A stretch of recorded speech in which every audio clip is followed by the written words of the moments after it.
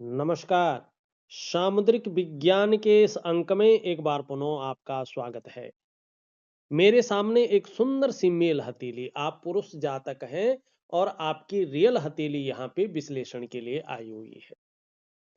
सबसे पहले देखें हथेली में, तो हथेली की जो आकृति है उसके हिसाब से सबसे उच्च श्रेणी की हथेली आपकी है। इसको दार्शनिक हथेली कहते हैं। तो कहीं ना कहीं एक जिज्ञासु किस्म का व्यक्तित्व आपके अंदर जरूर रहेगा। एक एनालिटिकल किस्म का व्यक्तित्व आपके अंदर बहुत अच्छा रहेगा। और कहीं ना कहीं एक रिसर्च और शोध वाला व्यक्तित्व भी आपके अंदर दार्शनिक हथेली है, तो इसलिए जो है दार्शनिकता भी बनी रहेगी। दूसरी बात है करियर का मामला, जिसमें बोलने से बहुत ज्यादा काम चलता हो, शारीरिक मेहनत की जरूरत तो पड़ती हो लेकिन उसके मुकाबले थोड़ा कम पड़ती हो, या जिस काम में जिस कार्य में मस्तिष्क का बहुत ज्यादा प्रयोग करना पड़ता हो, शारीरिक मेहनत की जरूरत थोड़ी सी कम पड़ती हो, ऐसा करियर आपके लिए ज्यादा सुटेबल रहेगा, ज्यादा तरक्की देने वाला रहेगा और बहुत अच्छी कामयाबी को हासिल करवाने वाला रहेगा। दूसरी बात देखें तो आपकी हथेली में एक प्राकृतिक ढंग से जन्म से ही बुद्धादित्य राजयोग बना हुआ है। कैसे बना है, इसका क्या फायदा होता है, ये मैं दिखाऊंगा, आपके सवाल भी लूंगा। तो सबसे पहले राजयोग पे ही चलते हैं।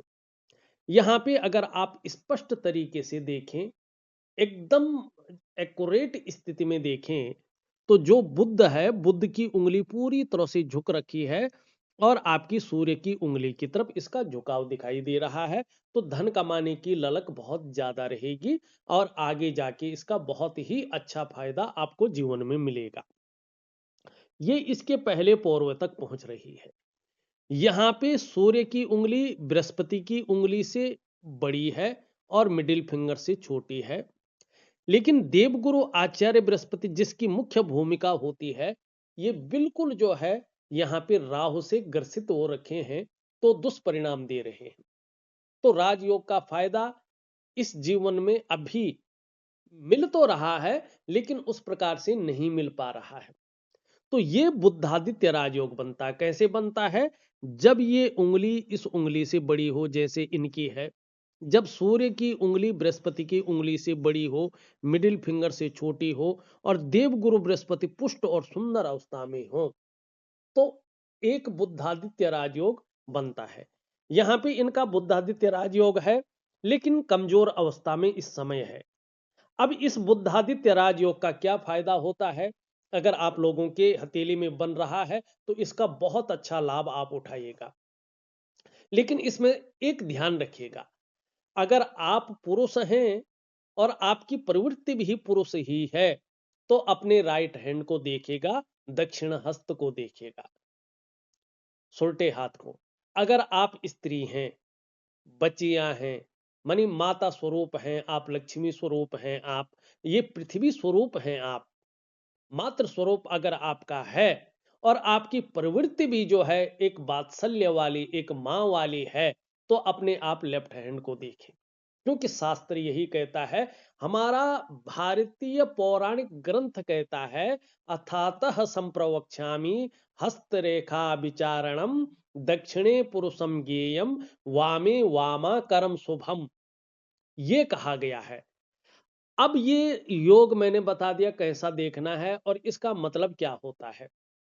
जब ये योग बन रहा हो और ऐसा व्यक्ति समय रहते अपने लक्ष्य का निर्धारण यदि कर ले कि उसको किस लक्ष्य की प्राप्ति करनी है और अपनी मेहनत को दुगना कर ले, क्योंकि किसी भी चीज को प्राप्त करने के लिए मेहनत बहुत जरूरी चाहिए, लेकिन सही दिशा की तरफ मेहनत हो तभी जो है वो फलदायी होती है। तो एक तो दिशा सही पकड़े, अपने लक्ष्य का निर्धारण कर लें, अपनी मेहनत को दुगना कर ले और एकाग्रता के साथ उसमें लग जाए, तो ऐसे लोगों को सरकारी नौकरी या इससे संबंधित क्षेत्रों में बड़ा कामयाबी मिलती है। खासकर देवगुरु बृहस्पति से संबंधित क्षेत्रों में यदि व्यक्ति काम करता है तो बड़ी कामयाबी और प्रतिष्ठा को हासिल कर लेता है।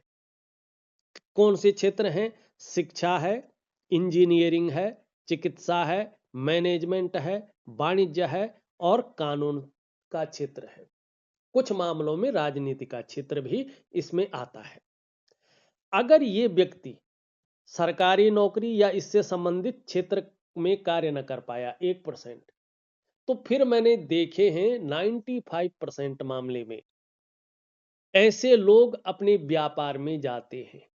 चाहे छोटी चाय की दुकान हो, चाहे बहुत बड़ा प्रतिष्ठान हो, इनका अपना व्यापार होता है खुद का।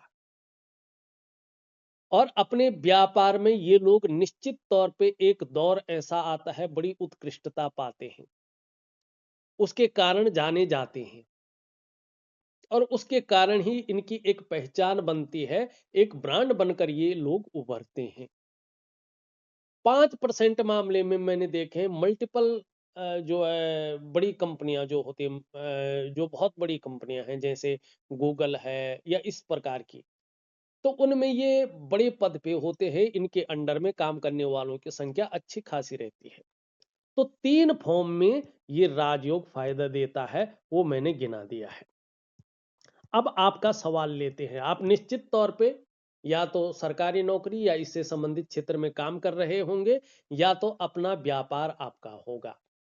अगर ये दो चीजों में एक चीज भी नहीं है तो फिर बहुत बड़ी मल्टीनेशनल कंपनी में आप काम कर रहे होंगे, क्योंकि राजयोग है और बुद्धादित्य राजयोग है। हाथ की रेखाएं, हाथ के लक्षण 0.1% भी किंतु परंतु नहीं बताता है, व्यक्ति के बारे में एक्यूरेट स्थिति को लाके खड़ा करता है, वो बताता ही बताता है। अब यहां पे देखेंगे, पहले सवाल लेते हैं, फिर कुछ ऐसी चीजें बता रहा हूं जो अभी तक आपको किसी ने नहीं बताया होगा और उस चीज को आप छोड़ भी नहीं सकते हैं। आपके मन के अंदर जो तूफान चल रहा है, अशांत भावना है, आपकी जीवन में जो एक स्टेबिलिटी, एक स्थायित्व तो नहीं आ पा रहा है, एक प्रकार की जो ग्रोथ होती है ना, तरक्की जिसको कहते हैं, कौन सी तरक्की? एक लेवल पार करके दूसरे ऑर्बिट में पहुंचने वाली, वो तरक्की आपको नहीं मिल रही है अभी तक, ठीक है ना? और घर परिवार का भी जो सुख है, जो वास्तविक सुख जिसको कहते हैं, वो सुखद अनुभव भी आपको प्राप्त नहीं हो रहा है। उसके आपके जीवन में उसका मूल कारण सिर्फ एक है, लेकिन उसको बताने का कोई फायदा नहीं है। आपका हाथ स्पष्ट बता रहा है, आप उस चीज को मानेंगे नहीं। फिर भी सवाल ले लेते हैं। आपने लिखा है जीवन में स्थायित्व कब आएगा? स्पष्ट सवाल है, लाग लपेट कुछ नहीं है। देखिएगा, ये आपका अंगूठा है और इसके नीचे का जो ये भाग है, इसको हम कहते हैं वीनस का माउंट। शुक्राचार्य जी है, ये शुक्र का पर्वत इसको कहते हैं। क्या होता है? ये कलात्मक ग्रह है, कला है, सौंदर्य है, सुंदरता है, इन सब चीजों के लिए और एक सुखद जीवन जीने के लिए हथेली में इस भाग का पुष्ट होना जरूरी है। अब आप देखो, आपकी हथेली में ये भाग कैसा है? सुंदर रूप में उभरा हुआ है, तेजोमय अवस्था में है। ये तो निश्चित है आप तेजस्वी हैं। आपका चेहरा भी बहुत सुंदर होगा, आकर्षित होगा। और सुंदरता और आकर्षण जो है, ये आपके अंदर हमेशा विद्यमान रहेगा। हर परिस्थिति को झेलने की क्षमता भी आपके अंदर शुक्र दे रहा है। नई चीजों के प्रति रुझान है, चाहे नई प्रकार का फैशन है, नई प्रकार के कपड़े हैं, मार्केट में नई प्रकार की चीजें हैं, उसकी तरफ आपका आकर्षण ये पैदा कर रहा है। एक लग्जरी जीवन या अल्ट्रा लग्जरी जीवन के प्रति भी आपका कहीं ना कहीं एक रुझान बना रहेगा, एक ग्लैमर के प्रति, एक चकाचौंध के प्रति ये दे रहा है, क्योंकि ये शुक्र है। लेकिन अब आपने पूछा था कि जो है अस्थायित्व तो कब आएगा, इसके अनुसार देखें, यहां पे थोड़ा क्या है, कुबड़ निकली हुई है। शुक्र अच्छे रूप में है, तो ये बताता है कि वास्तविक सुख आपको जीवन में, वास्तविक तरक्की और अस्थायित्व की जो संभावना दिखाई दे रही है, जो बड़े स्तर की है, वो 56 वर्ष के बाद है, 57वें वर्ष से, शुक्र के कारण। क्योंकि उस टाइम शुक्र की स्थिति आपके जीवन में एक बेहतरीन अवस्था में आ रही है। ये स्पष्ट जो है यहां पे बताया गया है आपके शुक्र के कारण। दूसरी बात देखेंगे यहां पे ये दो रेखाएं भी साथ में चल रही हैं और ये भी धीरे धीरे पुष्ट हो रही हैं, सुंदर हो रही है। इसका मतलब है अपने मकान का सुख आपको निश्चित तौर पे मिल गया होगा या अब मिलेगा, लेकिन जीवन में अपने मकान का सुख आपको है, इसमें कोई दो राय नहीं है। ठीक, लेकिन लापरवाही के गुणों से आपको बच के चलना होगा, ये भी यहाँ पे बता रहा है। हाँ, इसके कारण जैसे जैसे इसका प्रभाव पड़ेगा वैसे वैसे दूसरों का सहयोग बहुत अच्छा जीवन में मिलेगा। जीवन में भगवान की भी बहुत अच्छी कृपा आपके ऊपर रहेगी, इसको आप महसूस भी करेंगे। आने वाले समय में ये रेखाएं इंगित कर रही हैं आप में बहुत अच्छी प्रतिभा है, तीव्र बुद्धि के आप मालिक हैं, सोचने और समझने की शक्ति आप में विशेष रूप से है और ऐसा भी व्यक्तित्व आपका उभर कर बहुत अच्छी तरीके से आने वाला है कि एक बार यदि आपने कोई निर्णय ले लिया तो उसे अंत तक निभाने का सामर्थ्य भी रखेंगे। और इन रेखाओं की वजह से ये बहुत पावरफुल रेखाएं हैं आपकी हथेली में, आपके जीवन को चमत्कारिक ढंग से बदलने वाली रेखाएं हैं। अगर इन रेखाओं को और भी एक्टिवेट किया जाए तो जो आपके अंदर एक अच्छी प्रतिभा है, जो तीव्र बुद्धि है, जो सोचने और समझने की भगवान ने विशेष क्षमता दे रखी है और जो एक बार निर्णय ले लेते हैं अंत तक निभाने का सामर्थ्य आपके अंदर है, तो निश्चित रूप से अगर इनको एक्टिवेट किया जाए तो जीवन को चमत्कारिक ढंग से बदल देंगी, इसमें कोई दो राय नहीं है।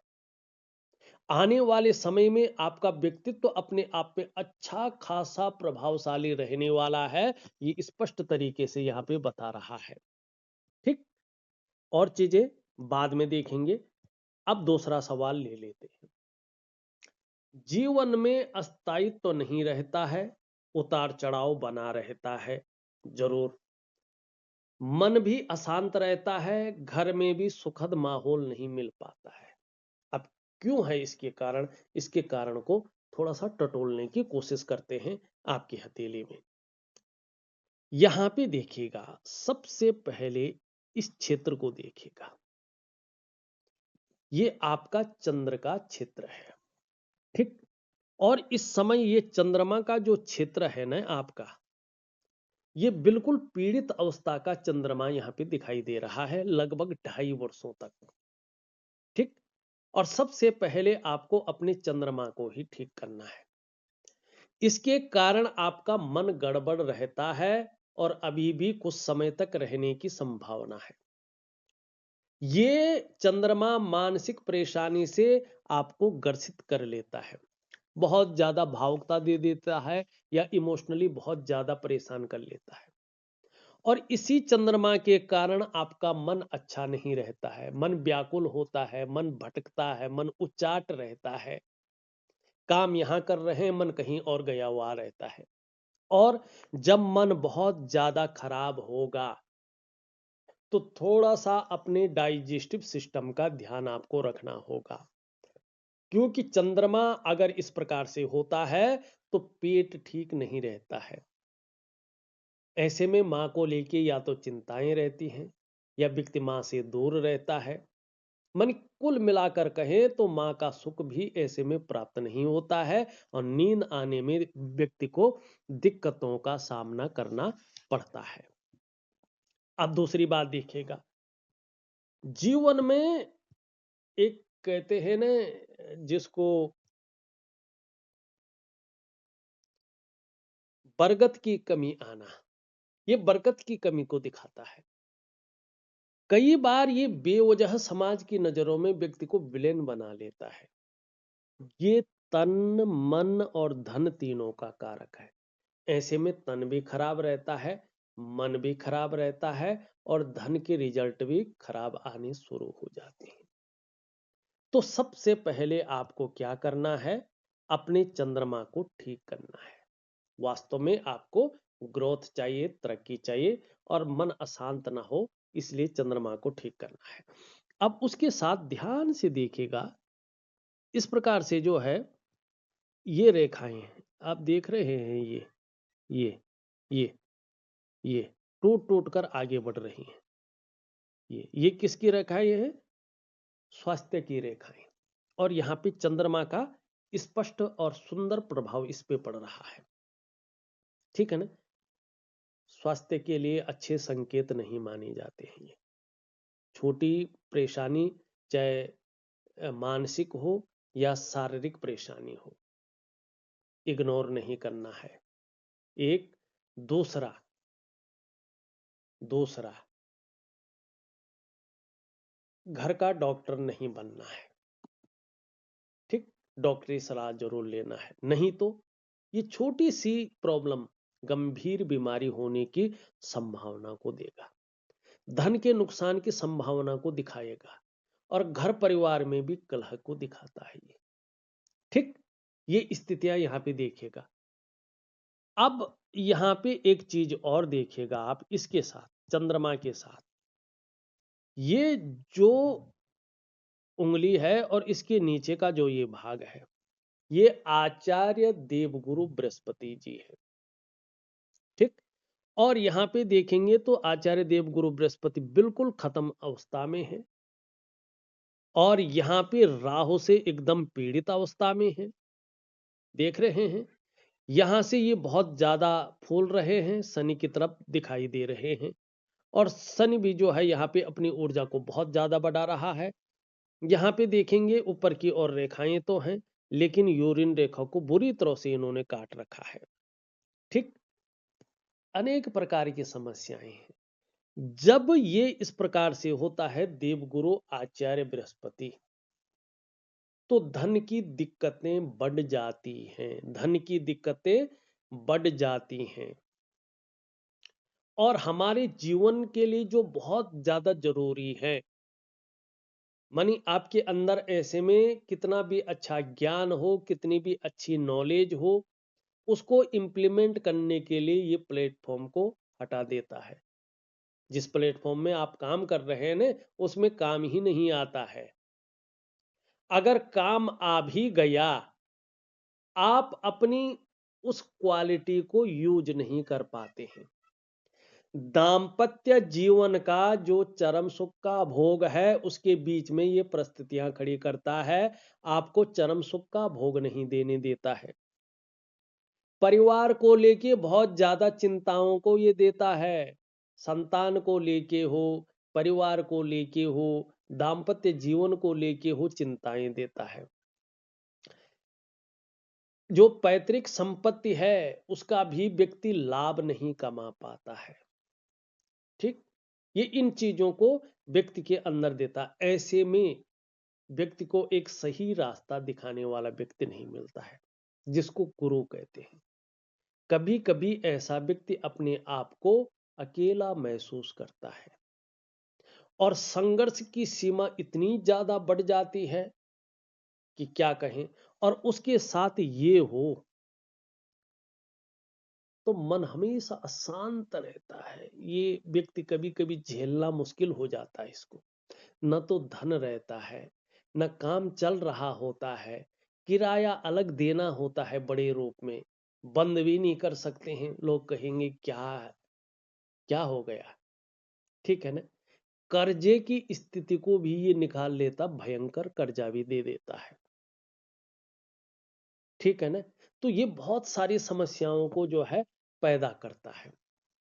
कई बार ये चीज व्यक्ति की बुद्धि को भटका कर रखती है, कई बार आपको ये उपाय भी नहीं करने देगा। अगर नौकरी कर रहे हो तो कई नौकरियां बदलवा देगा।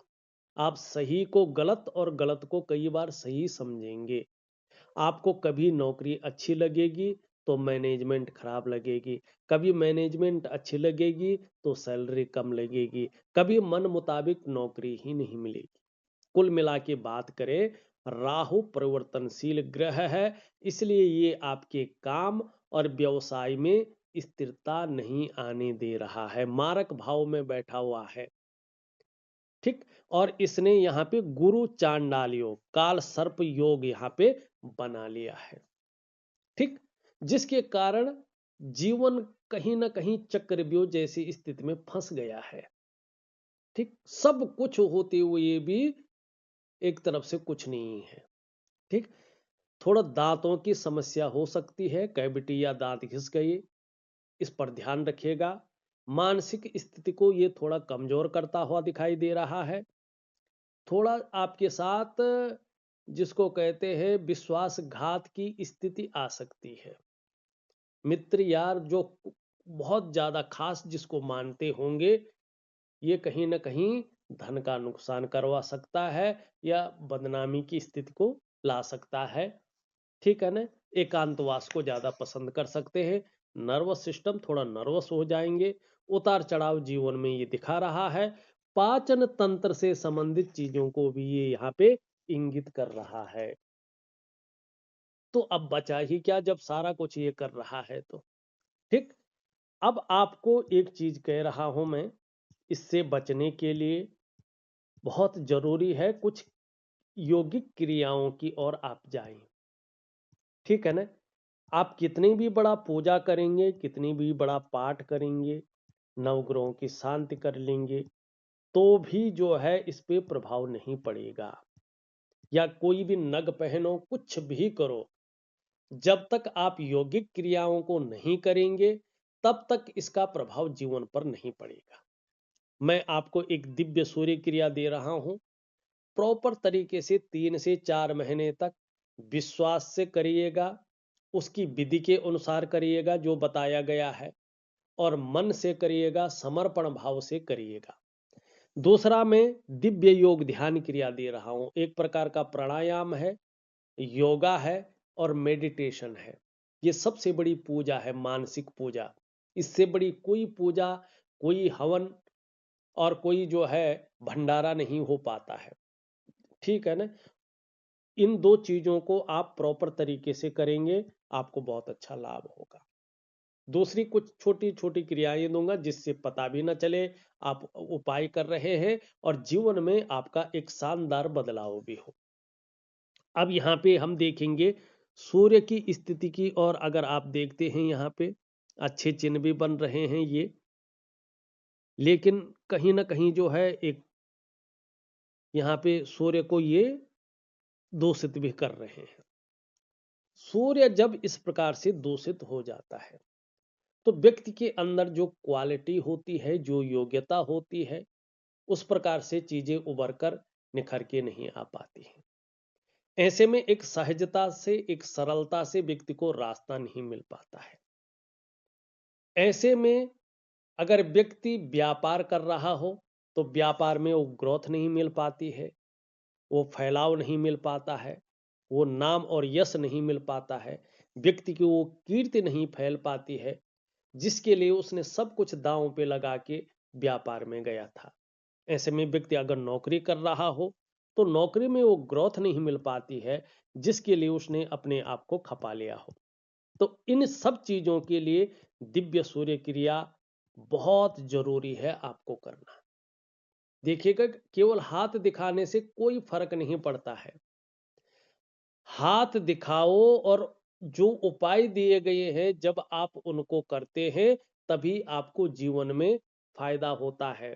लेकिन कितना फायदा होगा, आपका समर्पण, आपके करने की विधि और आपके विश्वास के ऊपर ये चीजें निर्भर करेंगी। ठीक। अब चलते हैं हम फटाफट कुछ अन्य चीजों को देख लेते हैं और आपको उपाय देते हैं। अब ये सब इतनी बुरी स्थिति क्यों आई? आपके गलत पूजा करने पे। कभी कभी देखिएगा हम क्या करते हैं कि जो हमारे पौराणिक ग्रंथों में, जो हमारे शास्त्रों में वर्णित चीजें हैं, उनकी पूजा से हटकर हम पूजा करते हैं। मानी हम किसी संत गुरु की पूजा कर रहे हैं। अगर उस संत और गुरु ने भगवान की भक्ति करके सिद्धि की प्राप्ति की है और हम उनकी पूजा कर रहे हैं, 100% हमें भगवान की कृपा प्राप्त होगी। हमारे जीवन में कदम कदम पर भगवान की कृपा रहेगी, जीवन में खुशियां रहेंगी, जीवन में प्रतिष्ठा रहेगी, जीवन में अच्छा कार्य रहेगा और जीवन में कभी भी अभाव की स्थिति नहीं आ रही। आंतरिक खुशियां व्यक्ति के जीवन में रहेगी, व्यक्ति को लोग सम्मान की नजरों से देखेगा, कभी भी व्यक्ति रोड पे नहीं आएगा। अगर हम कोई दुनिया में कोई बहुत प्रसिद्ध चित्र है, कहते हैं फलाना बाबा है, ठीक है ना, लेकिन हमारे जो वैदिक चीजें हैं, जो शास्त्रों में है, उनमें उसका वर्णन नहीं या उस चीज को नहीं मानता है। कई संत कहते हैं ना, सबका मालिक एक, ठीक। अगर कोई सनातनी भक्त उसके पास चला जाए तो कहता है क्या यार तुम जो है मटन भी खा सकते हो, वो वैष्णवी है और वो ऐसा कहे जबरदस्ती, तो ये इसका मतलब है इनकी विचारधारा अलग है। तो थोड़ा सा जो है इन चीजों से ममता हटाना होगा अगर जीवन को वास्तविक तरीके से रखना है, ठीक है ना। बाकी आपका अपना जीवन है, अपनी मान्यताएं हैं, अपना विश्वास है, आप करते रहें, बहुत अच्छा होगा। और जो है उपाय मैं दे रहा हूं, धार्मिक भावनाएं बहुत अच्छी रहेंगी, ईश्वर में विश्वास बना रहेगा और अपने आराध्य के प्रति समर्पण की भावना रहेगी। मेहनत के प्रति कहीं भी कोई कायरता नहीं रहेगी, बहुत अच्छी स्थिति यहाँ पे दिखाई दे रही है। यश पाने की इच्छा, नेम फेम पाने की इच्छा और अपने कार्यों में विस्तार और फैलाव पाने की हमेशा इच्छा बनी रहेगी। जीवन में रिस्क लेने की ताकत रहेगी, जोखिम उठाने की ताकत रहेगी और इस रिस्क लेने में, इस जोखिम उठाने में कहीं कोई नुकसान हो भी जाए तो गिर कर पुनः उठने की ताकत भी रहेगी, जिसको हिम्मती स्वभाव कहते हैं। धन कमाने की ललक बहुत अच्छी रहेगी और यहाँ पे देखेंगे तो आगे चलकर जैसे ही शुक्र की स्थिति आपके जीवन में आती है और इन चीजों को आप ठीक कर लेते हैं, दिव्य योग ध्यान क्रिया और दिव्य सूर्य क्रिया के सहारे और एक दो छोटी चीजों के कारण, तो कहीं ना कहीं उत्कृष्ट व्यापारी आप बनेंगे, उच्च वर्ग का व्यक्तित्व आपका रहेगा, श्रेष्ठ और सफलतम व्यक्तियों में आपकी गिनती होगी। दो कारणों से आप अपने जीवन काल में सफल होंगे ही होंगे। पहला कारण है कि अपने बलबूते पे कुछ करने वाला गुण आपके अंदर बहुत अच्छा है और इसके कारण आप सफल होंगे। दूसरी बात है, आपकी जो कम्युनिकेशन स्किल्स है, जो व्यवहार है, वो बहुत शानदार है और इसके कारण आपको जीवन में बड़ी सफलता मिलती हुई यहाँ पे दिखाई दे रही है। एक सुखद जीवन जीने की चाह रहेगी और सुखद जीवन जीने के लिए प्रयत्नशील व्यक्तित्व भी आपका बना रहेगा। एक इंटेलिजेंट व्यक्तित्व के धनी आप हैं, आपके अंदर गूढ़ ज्ञान बहुत अच्छी स्थिति में है, बड़ा शार्प माइंड के आप व्यक्ति हैं, लेकिन पार्टनरशिप में कार्य न करें तो आपके लिए बहुत ही अच्छा रहेगा। जैसे जैसे उम्र बढ़ेगी, पीठ का दर्द है, घुटने का दर्द है और कमर की प्रॉब्लम प्रॉब्लम जिसको साटिका की प्रॉब्लम कहते हैं, इसकी संभावना ज्यादा दिखाई दे रही है। तो इस चीज को ठीक रखने के लिए योगा, प्राणायाम इत्यादि जरूर करें, आपको लाभ होगा। शुक्र के बारे में मैं पहले ही बता चुका हूं, घूमने फिरने के बहुत ज्यादा शौकीन रहेंगे, ये भी दिखाई दे रहा है।